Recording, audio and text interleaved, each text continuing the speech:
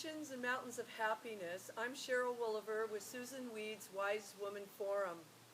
It's the end of summer, the beginning of autumn, and the tree people are singing their song.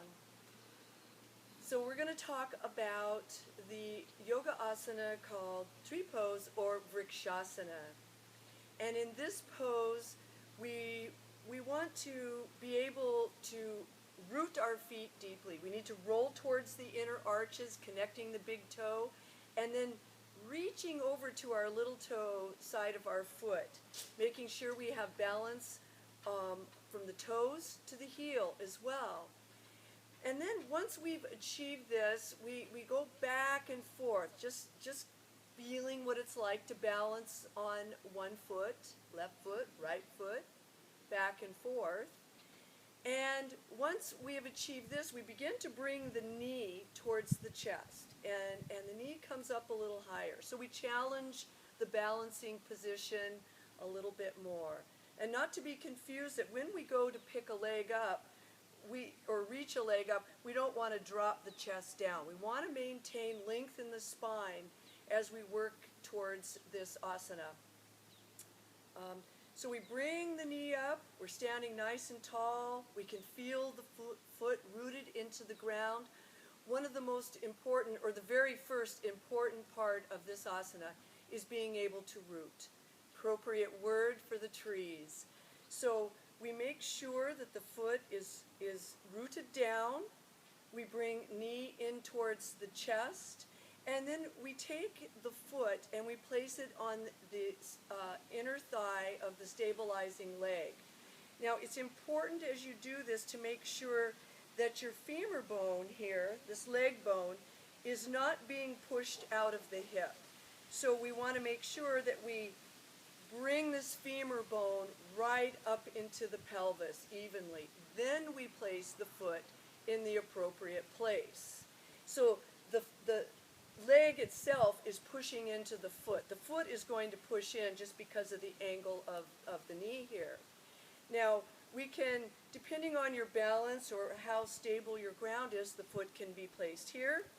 I choose usually not to have people put the foot at the knee joint, so it's either above, below, or even if it works best for you, depending on how your hips are and your feet, things like that, maybe you even want to place the foot on the ground, and that's perfectly okay. We take the knee and we move it back. We're thinking of opening up through the pelvis. The legs here symbolizing the tangled roots of a tree.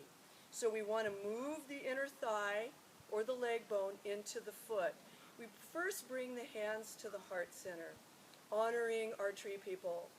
And then it's up to you. Create your own pose. Do you want your hands up above, reaching, opening up the rib cage, bringing the shoulders up around the ears, hands together at Anjali Mudra, or maybe you'd like to take your arms down to the side, opening the chest. It depends on which tree you are honoring. I like to sometimes take and bend to the side. I call this wind in my branches.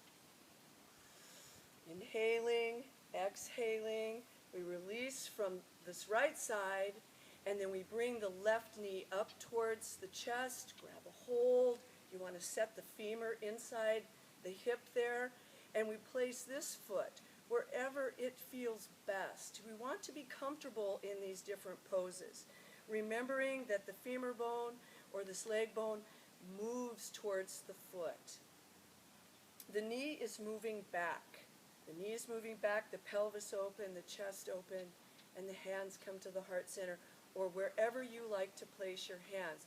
Again, it depends on which tree you are honoring this month. Inhale, exhale. As we hold these poses and reach into them, we practice other aspects of the yoga philosophy. We breathe, pranayama. We turn the senses inward as we think about how the body is being placed here, pratyahara. And we practice a little dharana by focus and concentration. So thank you for joining me. Practice vrikshasana tree pose wherever you may go, and have a lovely autumn. Namaste.